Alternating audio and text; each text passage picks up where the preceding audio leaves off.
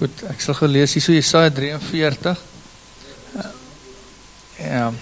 I say, now this is that Yahweh says, listen, Jacob, to the one who creates you, Israel, to the one who shaped you, who you are. Do not fear, for I, your kinsman redeemer, will rescue you. I have called you by your name, and you are mine. When you pass through the deep, stormy sea, you can count on me to be there with you. When you pass through the raging river, you will not drown. When you walk through the persecution like fiery flames, you will not be burned. The flames will not harm you. For I am your Savior Yahweh, your mighty God, the Holy One of Israel. Okay. I give up Egypt as a price to set you free, Cush and Seba in exchange to bring you back. Since you are cherished and precious in my eyes, and because I love you dearly and want to honor you, I willingly give up nations in exchange for you, a man to save your life. I am with you now, even close to you, so never yield to fear. I will bring you children from the east and from the west, and I will gather you. I will say to the north, hand them over, and to the south, don't hold them back. Bring me my sons and from afar, my daughters from the ends of the earth. Bring me everyone who is called by my name, the ones I create to experience my glory. I myself formed them to be who they are and made them for my glory.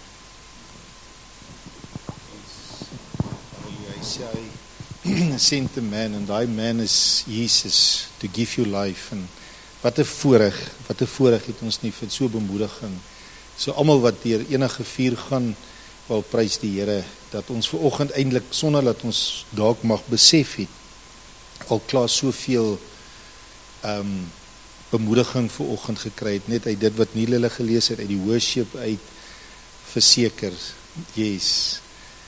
As jy dit nou nog nie raak sien nie, dan is die boodskap vir oggend vir u. Goed, ons gaan dit nou raak, yes, maar nog iemand? Julle moet nie so stil wees nie. Ek wil net gou vra, hou julle van my trui? Dit was 'n geskenk van my kind af. So.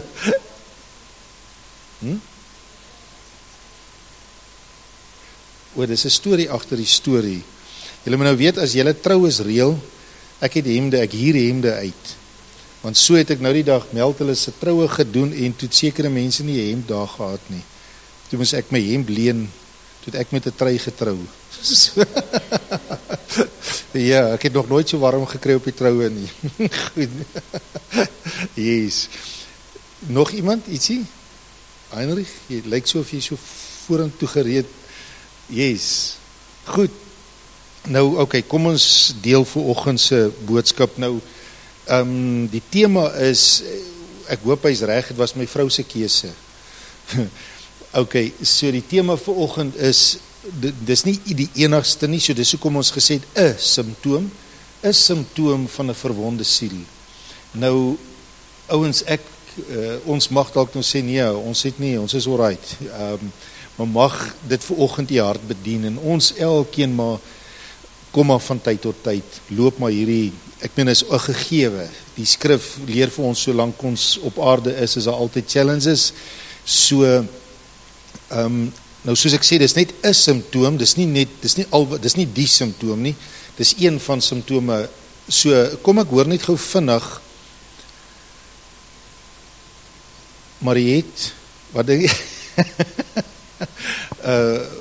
Louise, enige een van julle, Okkie, wil julle nie voorstel, nou, nog 'n voorbeeld, ons gaan nou na hierdie simptoom kyk, en mag dit jou hart bedien vandag in Jesus naam, maar wat is daar nog, wat julle sou sê, 'n verwonde siel, hoe tree 'n verwonde siel op, of het julle nog nooit iemand gesien, kom ek praat nou, los nou jouself, kyk nou maar na jou vrou of jou man, of na jou bure, en sê, hoe lyk iemand, of hoe tree iemand op, wat 'n verwonde siel het, Gert? Onttrek, yes, baie great, Sonja, so dis nog 'n simptoom, hy onttrek van mense af, Phyllis?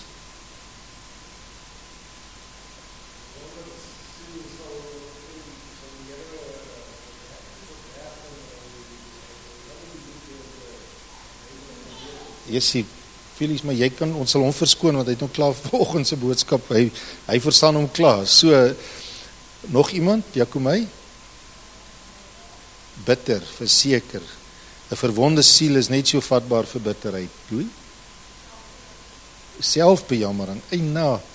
Goed, en so, almal van julle is reg, en Taniana?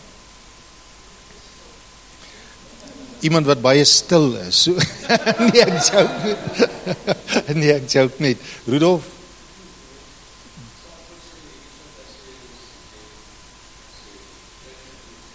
Ontevrede. Yes, ontevrede, ja. Yes, well said. Nog een? Ja. Woede en wraak, hoe weet jy? Nee, ek joke nie. Nee, ek joke nie. Nee, maar dit is, yes, verseker, Mila? Joeg. Yes, Mila, wil jy nie vir ons oorvat hier nie? Ja, neglectant and denial of God's love. Met ander woorde, ek kan nie dink God my so lief, kan dit net nie raak sien nie. Jy sien, so ek gaan nou afsluit. Ek wou, Wilia, wou jy nog iets gesê? O. Nog iemand? Goed. So, hiermee sluit ek dan nou af. Yes, maar nou weet julle, dit beteken nie veel nie. So, ek wil net gou begin met 'n storie. Nou, baie van julle het al die storie gehoor, en vir die van julle wat nou nog nie daai keer storie gehoor het, of daai storie die keer gehoor het nie, dan praat ek deur mekaar. In ons laaste jaar, wat ons in Walvisbaai was, kom 'n ou boeta, hy is die ander dag oorlede, ou Tommy, hy het toere gehad, hy Tommy's toers gehad, nou mix ek die Engels en die Afrikaans vanoggend, maar in elk geval, en ons het toe nou teen daai tyd al 7 jaar in Walvisbaai gebly. Nou ek het altyd gedog, ek ken nogal die woestyn. Ek het vreeslik belangstelling in die woestyn. As ek gaan afsonder het ek altyd Doer was 'n plek. Ek weet nie of julle al gehoor het van Vogelvederberg nie. Goed, dit is so 55 kilos uit Walvis, maar jy hoor die niks. Hulle het altyd gesê jy hoor die niks, maar daar hoor jy dit regtig. So, en dit is doodstil, en ons het altyd hierdie great ervarings gehad in die woestyn. En die dag kom hy daar aan, en hy sê vir my, die Here het vir hom gesê, daar's 'n plek in die woestyn met my en Irina se naam op. Wat beteken, dit was nou Tommy se manier van praat. So, wat beteken, hy het op sy hart gehad om ons bietjie te bless. Hy het toe nou nie geen boekings die dag gehad nie, en so, dog ek by myself, maar okay, ek ken die woestyn, maar ons sal like van die outing, en wraggies daai dag, toe ontdek ek eintlik die woestyn, asof ek hom nie ontdek het nie. En op 'n koel, daar so in die maanlandskap, stop trek Tommy daar af. Nou ons was hoeveel keer daar. Nou Rodai en Estian was daai dag daar gewees, maar hulle sal dit nou nie onthou nie, wat is, hulle was redelik klein gewees teen daai tyd. Maar ons loop daar om Tommy se Land Rover, en hy sê, wow, julle loop op plante groei. Nou ouens, hulle het altyd gesê die ding is, ek sal nou nie sê wat nie, groei 6 voet hoog daar. Maar dit beteken die niks. Die niks groei 6 voet hoog. So ons kyk hier af nou, hier's niks, dis gips grond. Dis niks hier onder ons nie. En Tommy sê vir ons, hier waar julle staan, is die digs begroeide oerwoud in die wêreld. Nou ons het ook so gelag. En ons het gedog, Tommy is weer in een van sy moods, of hy hou iets voor, as dit is hoe hy die toere, dan beïndruk hy die mense nogal baie, want ek weet nie waar hy dit opgemaak nie. En hy sê vir ons ouens, kyk gou hier, en hy vat 'n dispenser spuitbotteltjie, en hy sê vir ons, kniel gou neer, en kyk hier af van die grond. Nou moet julle weet hoe lyk dit, as ons nou daar in die niks hier buk, en op die grond kyk, dan sit nou amper soos die ou wat in 'n donker kamer 'n kat soek wat daar nie is nie, en dan sê hy nog hy kry hom. So, dit is nou soos, door ons nie, Tommy gaan ons nou vang met hierdie ene, en hy spuit daai botteltjie water hier voor ons, en nou ek sê kerkmens, ek lieg nie, kom ek sê gou, vra vir my vrou wat het gebeur. Voor ons oë, 5 minute min of meer, begin die klip harde grond te breek en die kraakies begin so te kom en die blaartjies begin so om te draai en die verskillende kleure, pers, geel, groen blommetjies kom na vore. En hy sê vir ons, die Namib-woestyn is binne in 'n vierkant, daai area waar ons daar is in 'n vierkante meter die grootste variëteit van plante groei as in die digste begroeide oerwoud in die wêreld. En ons bly 7 jaar daar en ons weet dit nie. Ons het hoeveel keer hier oor geloop.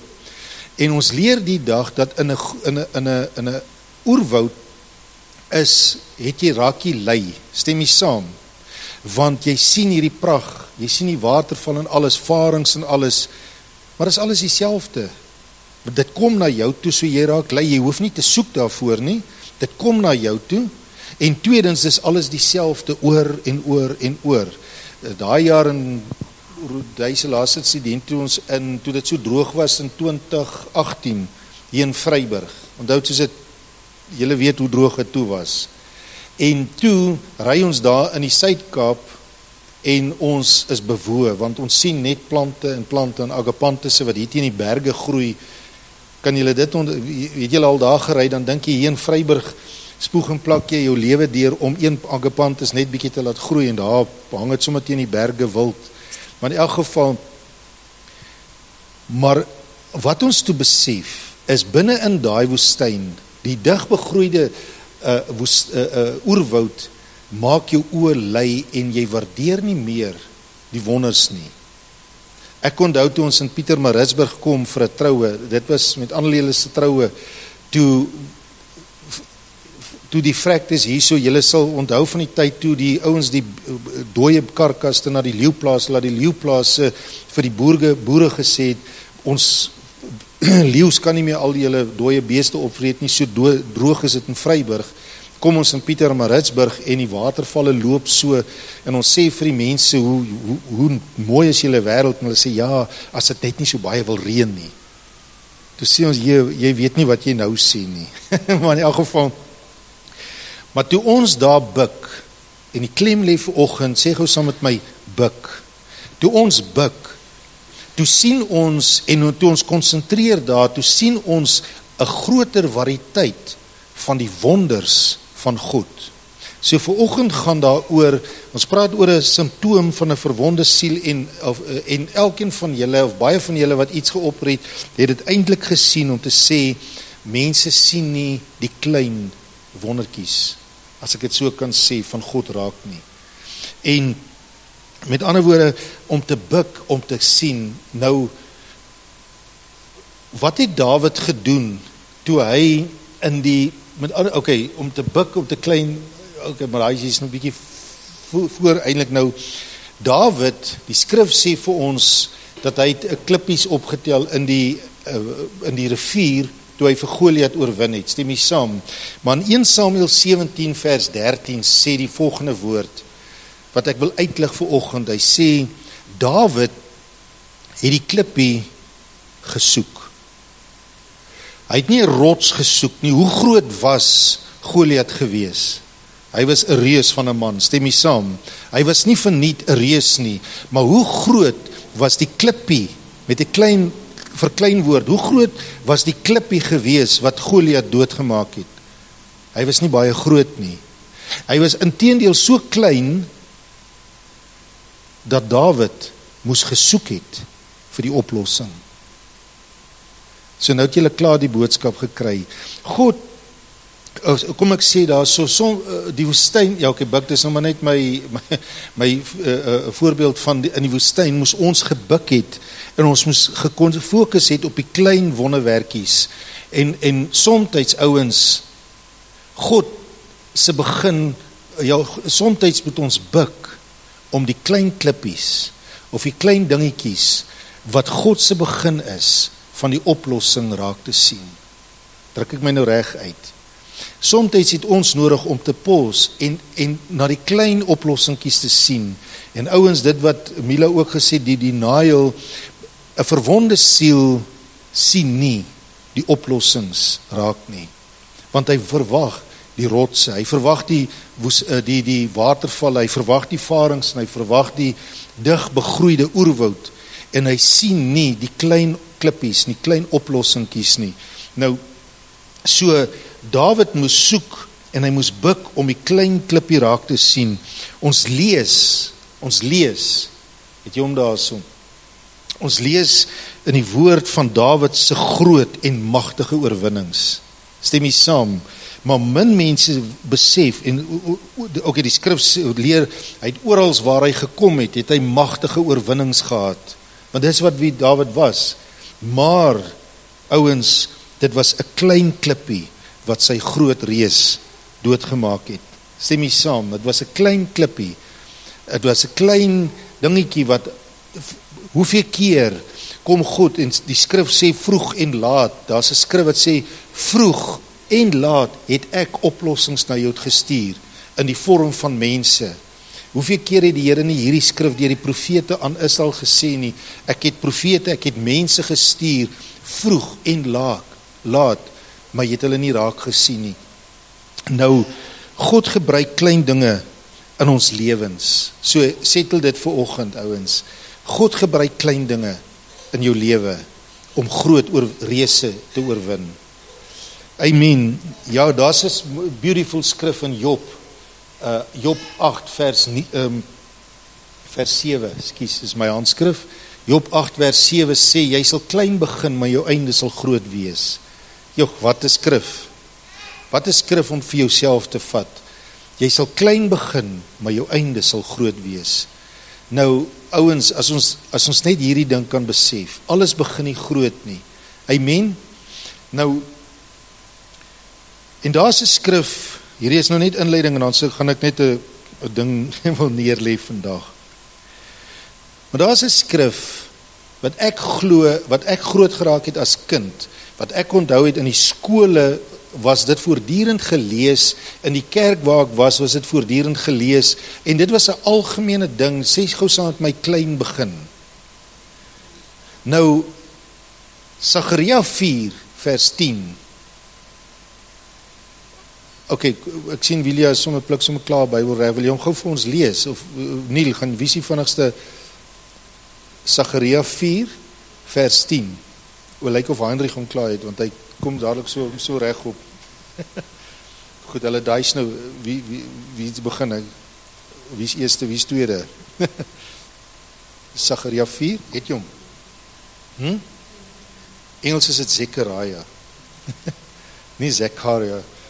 Vers 10, okay, goed, Gerrit? Want wie verag die dag van klein dinge, terwyl daar die 7 die oë van die Here, wat die ganse aarde deurloop, met blydskap die skietloot aanskou in die hand van Zerubbabel. Goed. Hy sê, wie verag die dae van klein dinge, terwyl die oë van die Here, die 7 oë van die Here die aarde deurloop. Nou, kom ek verduidelik net gou vinnig. Daar's 'n skrif in 2 Kronieke 16 vers 9 wat ons klem op lê, ouens, en dit is, die oë van die Here deurloop die hele aarde om hulle kragtig te ondersteun. Watter hulle? Die wie se harte onverdeeld op hom gerig is, wat se oë terugkyk na hom toe. God soek oogkontak. Amen. So hy kyk die aarde deur om te kyk of daar oë is wat terugkyk na hom toe. Nou sê hy, daai oë deurloop die hele aarde, en waarvoor deurloop hy die hele aarde? Vir hulle wat die dae van klein dingetjies nie verag nie. Don't despise, sê die Engels, the days of small beginnings. Moenie die dae van klein begin minag nie. Moenie die klein klippie minag wat Dawid gesoek het nie. Moenie die klein wonderwerkies wat Etienne en Irina in daai dag in die woestyn raak gesien het, die ou Tom het dit vir ons geleer het, en die dispenser botteltjie so gevat het, en ons moes gewag het, en voor ons oë hierdie wonder, wat ons elke dag oor en oor geloop het omtrent, of elke keer as ons daar in die woestyn was, oor geloop het hy ons gebreek en gesê, hier waar julle elke keer oor geloop het julle dit nie besef nie, julle het nie die klein wonderwerkies raak gesien nie. So met ander woorde, God stuur klein klippietjies, of God gebruik klein dingetjies om die groot reëse in ons lewens te oorwin. Nou ek het 'n stelling hier wat ek sê, dit is omdat mense, en daai mense is ek ingesluit. Dit is omdat mense dit minag dat die groot reëse nie val nie. En dit is omdat mense dit minag dat die groot deurbrake nie kom nie. Nou ouens, hoeveel keer Irina het laas jaar 'n uitdrukking gehad, want elke nou en dan kry ons 'n uitdrukking, dominee. Nou weet julle wat beteken dominee? Dit beteken kom, hier's verkeerde dinge in ons huis. Kom gou met julle magiese krag. Daai, soos wat Irina gesê, die ou priesters altyd met hierdie wat het jy dit genoem? Daai potjie wat met die rook wat so uitkom en dan moet jy nou die duiwels gaan uitdryf van hulle huis. Ja, moet jy met daai incense nou, dominee, jy moet dit gou vir ons kom doen. Kom sort gou vinnig die duiwels uit hier so in ons huis. Laat ons net kan aangaan soos wat ons aangaan. Ons hoef nie te verander nie. Ons hoef niks in ons lewens te verander nie. Maar kom sort jy dit gou uit, dominee, asseblief. Goed. En dan bel dominee hulle terug en antwoord hulle nie is die foon nie. Maar in elk geval, any case, maar los dit nou daar. Maar die skrif sê, die beginsel wat ek vanoggend oordra, terwyl ons nog so besig is met Dawid, dit was die klein klippie wat die groot reus oorwin het. En daar's klein wonderwerkies in ons lewens wat ons miskyk. Nou kom ons blaai gou na die temaskrif van vanoggend. Dis in Psalms. Psalm 77 vers 3. Nou ek wil nou 'n skrif, het julle geweet, alles wat julle ouens nou die eienskappe gewys het van 'n verwonde siel, of een van die eienskappe, is hierdie woord, staan in die Bybel, dit wat julle nou gekwoteer het. So julle is eintlik baie Christelik in julle beskrywing. Goed, nou Psalm 77 vers 3, dit sal vers 2 wees in die Engelse vertaling. Goed, kan ek maar lees. Hy sê, op die dag van my benoudheid soek ek die Here, en slags bly my hand uitgestrek sonder om moeg te word. En dan maak hy hier 'n stelling. Hoor nou na hierdie gruesome stelling. Hy sê, my siel weier om getroos te word. My siel weier om getroos te word. Nou ouens, wat dit eintlik beteken, my siel het nie die vermoë om die troos van die Here te ontvang nie. My siel verwag die troos van die Here op 'n ander manier. Ek kan dit nie ontvang nie. Nou ouens, kom ek gee gou vir julle nog 'n skrif. Hosea 11 vers 4 is 'n vers wat ek wil vra vandag. Quoteer, leer daai vers, en soos jy Psalm 23 vers 1 sê, ken, die Here is my herder, leer Hosea 11 vers 4 ken, uit jou kop uit. Hy sê die volgende, ek het jou getrek, ek God, het jou getrek met twee beskrywings, maar is een ding. Hy sê, met koorde van liefde het God jou getrek. 'n koord is 'n tou, stem jy saam? En hy noem dit 'n koord van liefde het God jou getrek. Maar dan sê hy, wat is daai koord van liefde? Hy sê, mensebande. Met ander woorde, die mensebande in ons lewens is die toue waarmee God jou trek. Nou ek daag, ons is min vanoggend hier, maar ek daag elkeen van julle wat hier sit uit, om vir my te kom sê, jy is die uitsondering, dat jy by die Here uitgekom het, sonder dat 'n mens 'n rol in jou lewe vertolk het. Wie is daar vanoggend wat hier sit, wat by Jesus uitgekom het, sonder dat daar een mens was, wat God oor jou lewe gestuur het, om 'n rol in jou lewe te vertolk? Niemand nie.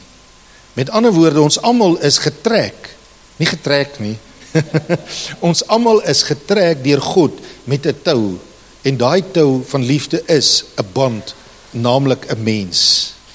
Goed, nou ouens, mensebande, God stuur mense met sy troos na ons.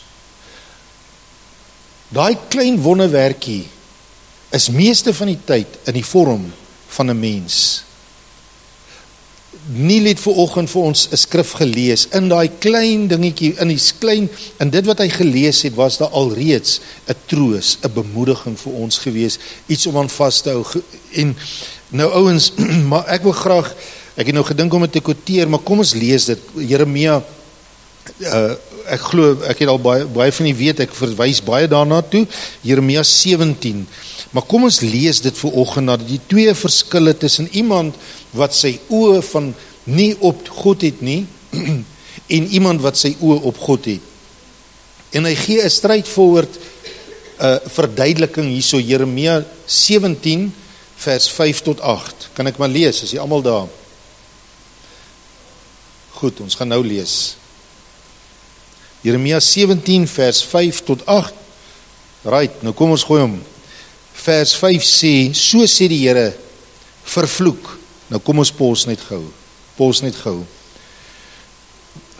Ek moes dit nou aan die begin neergelê het hier, sodat ek net gou 'n baie belangrike ding neerlê hier vanoggend, en dit is, wat is curse en blessing in die Bybel? Wat beteken dit? Help my gou, wie van julle weet wat beteken blessing? Ek weet my vrou weet dit, so sy gaan ons nou nie help nie? Om God se guns te ervaar nog?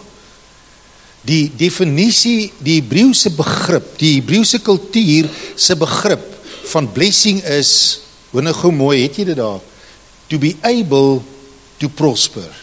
Om in staat te wees, om dit wat jy moet doen, jou boerdery of dit of dat, om suksesvol te wees. Goed, so dis 'n vertrekpunt, ons gaan as die Here wil volgende week bietjie meer op dit, want ek wil nou vanoggend is nou 'n fondasie vir volgende week om bietjie oor Jesus the wonderful counselor met ons te deel, die wonderbare raadsman, maar en ons herder wat ons lei na gesond wees. Maar die woord blessing beteken om in staat te wees om dit wat jy moet doen, dit goed te doen met die guns van die Here en met die hulp van die Here. Nou die teenoorgestelde, die woordjie vloek in die Hebreëse kultuur beteken to be crippled, om gekrippeld te wees. Alles loop verkeerd. Nou, hy sê hierso vervloek, krippel, hy sê vervloek is die man wat op die mens vertrou en vlees sy arm maak terwyl sy hart ver van die Here afwyk. Hy sal wees soos 'n kaal bos in die wildernis, en dan vat 'n helse of 'n hengse grootskies highlighter en onderstreep daai volgende beskrywing. Hy sal nie sien as die goeie kom nie, maar dorpplekke in die woestyn en brakke plekke bewoon. En dan vers 7 sê, geseënd is die man wat op die Here vertrou, en hy sal geplant wees by waterstrome ensovoorts. So hy praat van to be able to prosper en iemand wat gekrippel is. Maar ek lig vanoggend 'n ding uit hierso, en dit is een van die grootste eienskappe van 'n vervloekte mens, of van 'n emotional crippled mens, 'n verwonde siel, wat sê is, hy sien nie die goeie wat God oor sy pad bring nie. Hy het nie die vermoë om troos te ontvang nie. Psalm 77 vers 3 sê, my siel weier om getroos te word. Nou, maak dit sin vanoggend vir ons. So 'n verwonde siel kry nie die oplossing nie. Hy sien nie die klein dingetjies raak wat God oor sy lewe bring nie. Nou, kom ons so 'n verwonde siel of 'n verwonde hart, waar het ek nou hier onder? 'n verwonde hart, met ander woorde iemand wat sy oë versleierd is. Ons het die afgelope 2 weke baie daaroor bedien. Iemand wie sy oë versleierd is, sien nie die klippie of die goeie of die oplossing wat God bestuur nie. Amen. So dit is, mag dit vanoggend vir ons 'n eye-opener wees in ons eie lewens. So 'n simptoom van 'n verwonde siel is, hy sy siel weier om getroos te word. Het u nou al gedink as Etienne daar vir Tommy gesê het, ag man Tommy, waar is hierdie wonderwerke hier? Ek soek die watervalle. Ek verwag dit. Het jy al gedink aan Naaman, toe Naaman melaats was en die profeet vir hom sê, gaan was jou in die rivier, nie in die woestyn nie, gaan was jou in die rivier. Toe kla hy, toe sê hy, ek het gedink, jy gaan vir my bid en jou hande oplê en jy gaan dit doen, dan gaan ek gesond word. Hoe kan ek die klein dingetjies, en hy was teleurgestel en hy het aanstoot geneem, totdat die Here 'n menseband gestuur het in die vorm van 'n klein dogtertjie om te sê, luister net, wat gaan jy verloor? Etienne en Irina, wat gaan julle verloor om hier af te buk en toe te laat dat ou Tommy vir julle hierdie woestyn bespuit met hierdie watertjies. Jy gaan niks verloor nie. Inteendeel, laat dit net toe. En toe ons dit toelaat, toe ons daai aand terugry en ons ek onthou so oor die duine gery kom, toe die son nou al gesak so oor die see, toe was ek doodstil en ek sê vir Tommy daai aand, ek sê vir hom, Tommy, jy het vandag vir ons meer beteken as wat baie dae se afsondering nog nie vir my gedoen het nie. Want ek het ietsie van die lewe ontdek vandag, dat God in klein dingetjies sy wonders vir ons wys. En daai dag, toe besef ek, die dag voor die tyd toe hy vir my gesê het, Etienne en Jerina, die Here het gesê, ons name is op môre se boeking. Toe besef ek, wow Here, U het my alweer verras. Op 'n manier wat ek gedink het, ek ken dit. En hier kom die Here en hy verras my oor die klein beginseltjies in die lewe, die klein klippies wat die groot reuse doodmaak. Nou kom ons sluit af, dan blaai ons na Genesis 37. Nou Genesis, mag hierdie skrif, mag hierdie ding vir u iets beteken vir oggend. Nou ouens, die verhaal van Jakob en wat gehoor het toe Josef deur sy broers verkoop is, alhoewel hy het nie geweet sy broers, Josef is deur sy broers verkoop nie. Hulle kom na Jakob toe, sy broers, en sê vir hom, jou seun is dood. Nou wat 'n nuus, wat moes hierdie pa beleef het? Onthou ouens, dis maklik vir ons, baie duisende jare later, ons ken die uiteinde van die storie, ons weet, sy broers het gelieg. Ons weet, dit was nie die waarheid nie, maar hy het dit nie geweet nie, stem nie saam. Baie keer weet God, dis die waarheid, maar ons weet nie, dis nie die waarheid. Ons ken nie ons is in die storie, soos wat Jakob binne in die krisis was, en hy dit so intens beleef het God geweet, daar's 'n oplossing. En onthou nou in die Bybel, dat ek net gou dink pos, en 'n groot ding sê, in die Bybel, werk God deur simbole en voorbeelde, stem nie saam, beeldspraak, en jou kind in die Bybel simboliseer jou bediening, dit beteken jou erfenis, jou nalating, dit wat jy los agter jou. Goed, so dis wat dit beteken. Nou hier kry hierdie pa, wie se seun deur toe hy's hart was, onthou Josef was spesiaal vir Jakob, wat hy sy kleed vir hom gegee het ensovoorts, in so mate laat sy broers jaloers geraak het, maar hoor nou vers 35. En al sy seuns en al sy dogters het moeite gedoen om hom te troos. Dis nou vir Jakob, toe hy die berig kry, sy seun is dood. En soos wat onthou, wat ek sê is, have mercy op Jakob net, hy het nie geweet, dit was vals, fake news gewees nie. Hy het geglo, dis die waarheid. So hulle almal kom, hulle het moeite gedoen om hom te troos. Wie van u het al ervaar, jy het moeite om iemand anders te troos. Dis vir jou, hierdie persoon, jy doen so baie vir hierdie persoon, en hy het net nie die kapasiteit of die vermoë om jou troos te ontvang nie. En hy sê so, maar hy het geweier om hom te laat troos. Wat is 'n simptoom van 'n verwonde siel? Iemand wat nie troos kan ontvang nie. Psalm 77 vers 3, my siel is so verwond, hy weier om getroos te word.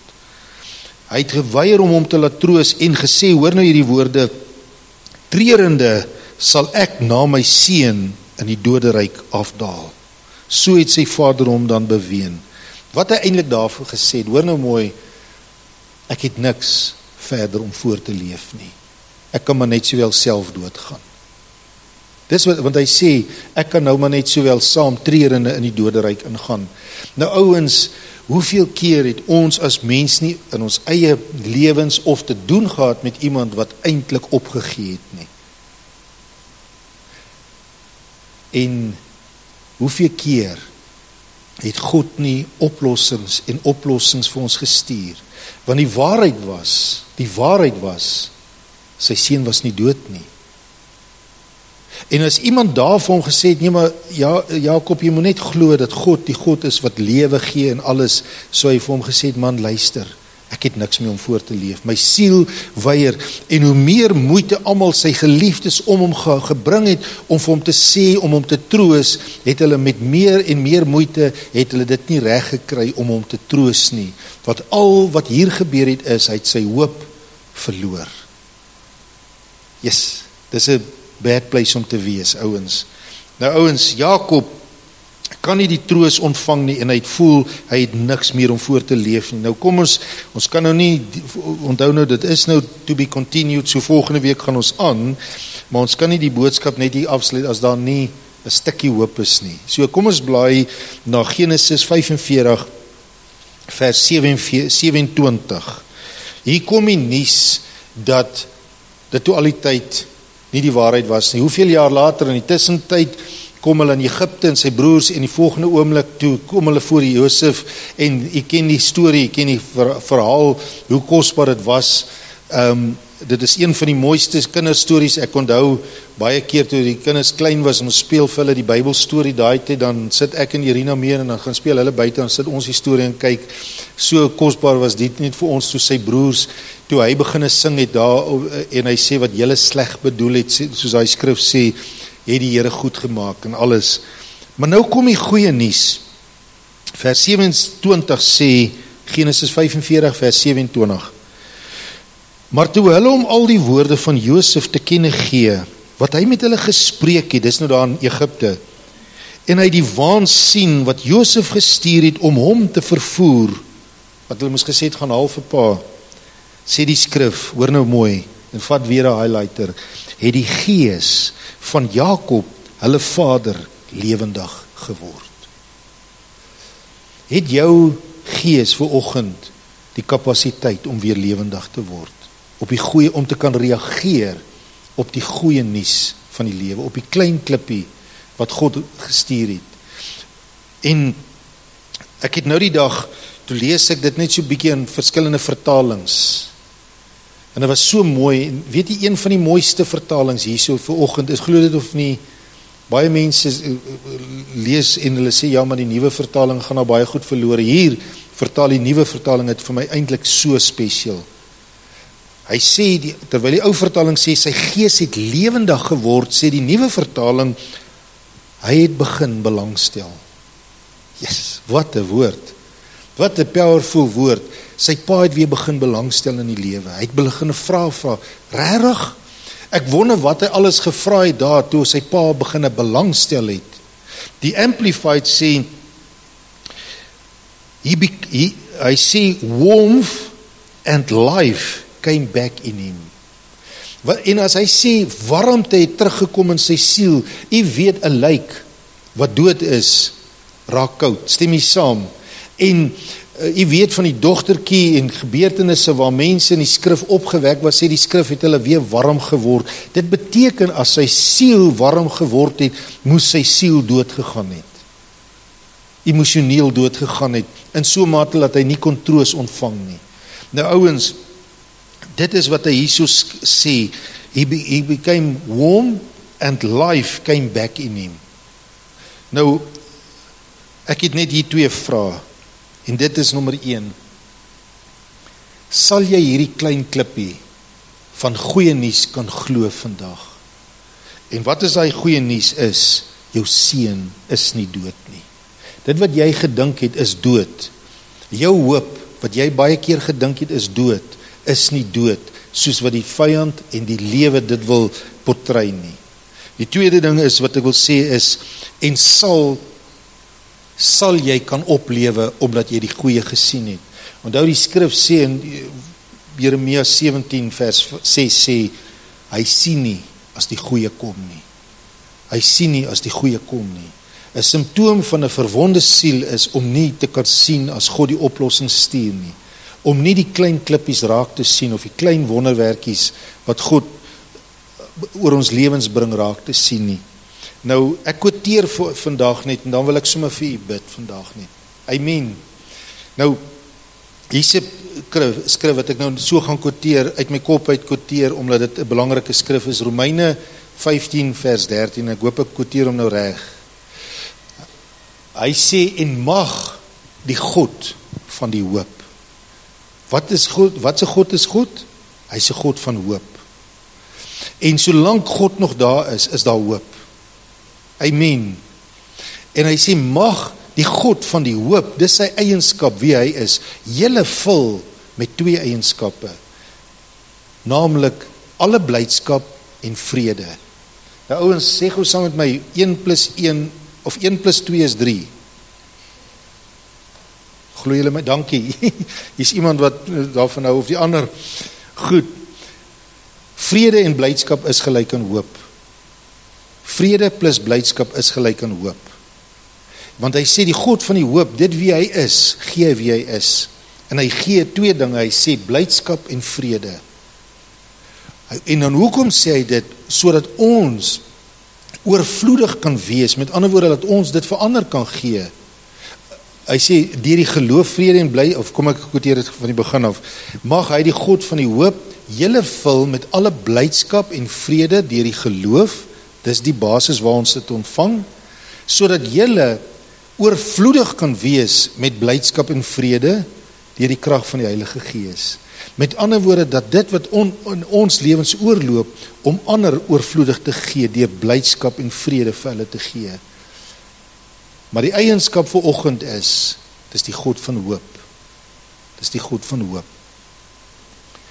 Ouens, mag ons vandag die God van hoop beleef, in Jesus naam. So kom ons bid vir oggend, en ons bring som ons harte voor die Here vir oggend. Amen. Onthou hierdie stelling wat hy hierso sê, Jakob se gees het opgelewe in hom. Maar die nuwe vertaling sê, hy het begin belangstel.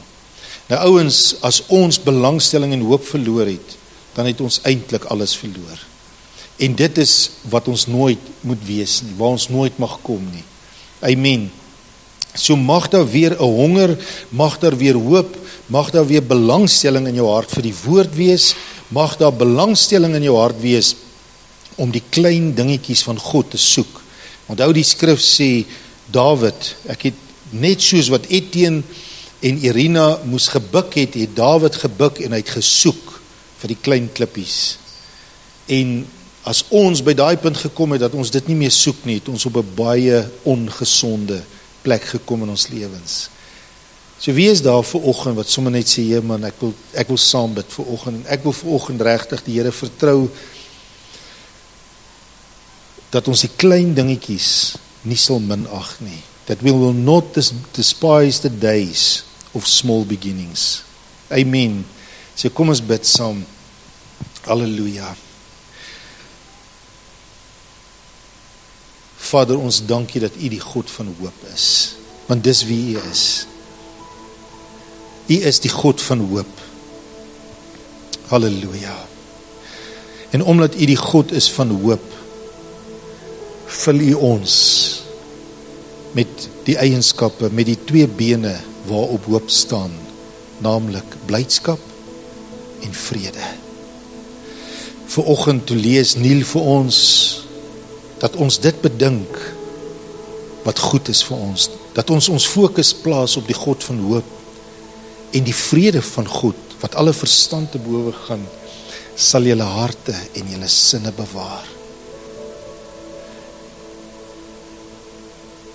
Here, ek wil vandag bid vir mense wat nie meer blydskap het nie. En as daar iemand is hier vandag wat sê, ek het my blydskap verloor. My blydskap is so dependent op ons omstandighede, dat daai diepe innerlike blydskap en daai diepe innerlike vrede nie vanoggend of laaste tyd in my lewe is nie.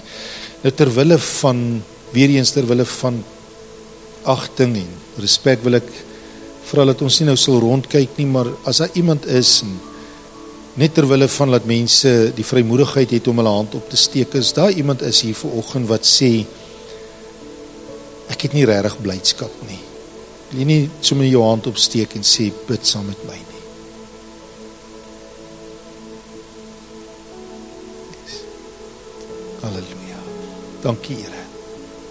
Dankie Here vir daai kosbare hoop en blydskap vir mensies vanoggend hierso. Wat vir u sê, Here, ek voel dalk so dat my siel ook sukkel om die oplossing raak te sien. My siel is dalk ook vandag moeg, maar my siel het nodig om te gaan soek in die rivier. Here, u is die leidsman. Die woord sê van u, Here Jesus, soos wat die boek Hebreërs 12, vers 1 en 2 vir ons sê, ons oog gefestig op Jesus, die leidsman en die volëinder van ons geloof, die leidsman. Here Jesus, as u die leidsman is, dan wil ons u vandag vra, lei ons om die klein, soos wat Tommy vir my en Irina gelei het. Hy was die toergids wat vir my en Irina gelei het, en hy was gehoorsaam, en hy het ons in die woestyn gevat, en hy het ons laat buk, en hy het ons attent gemaak en bewus gemaak van dit wat ons hoeveel keer oorgeloop het, om daai dag die klein dingetjies raak te sien. Here Jesus, sal u vir ons daai toergids wees, wat ons sal bring by die klein dingetjies, die klein klippies, wat u geleentheid is, om die groot dinge waarmee ons gesukkel het, die groot reus, wat so intimiderend was, om die oplossing raak te sien, in Jesus naam. Here, u woord sê vir ons, die ene wat sy oë nie op u het nie, sien nie die oplossing nie. Maar nou quoteer ek vir u, dat Dawid gesê het, Here, baie het vir my gesê, daar is nie meer hoop vir jou nie. Psalm 3. Maar toe sê hy, Here, u is die een wat my kop optel. You are the lifter of my head. En u laat my sien. You restore my glory. Hier is ek vandag, Here. Would you restore my glory? Sal u laat herleef die hoop. Sal u my help om weer belang te stel, Here. Here, maak my, gee my genade vandag, en ek kies om te sê, ek laat los my emosie van platgeslaan wees, my emosie van onvermoë om getroos te word, my emosie van ek is so verbitterd, iemand het hier geopper van 'n verwonde hart, is bitterheid. Dawid self, Here, het eendag gesê in een van die psalms, ek is so teleurgesteld in mense, ek sal hulle nooit weer vertrou nie. En tog was dit mense wat daai toue, daai koorde van liefde was, wat iemand net weer gestuur het, om die oplossing te bring. En alles begin by ons siele. En ek wil bid, Here, dat daardie verwonding, en die oorsaak van die verwonding, that you will be the wonderful counselor, Lord. That you will counsel and give counsel that will make us stand in wonder. In Jesus' naam. In Jesus' naam. En ek bid wat Paulus bid, mag u die God van hoop ons vervul met alle blydskap en vrede deur die geloof, sodat ons oorvloedig kan wees in die hoop deur die krag van die Heilige Gees. Tot lof van u naam Amen. Halleluja. Halleluja.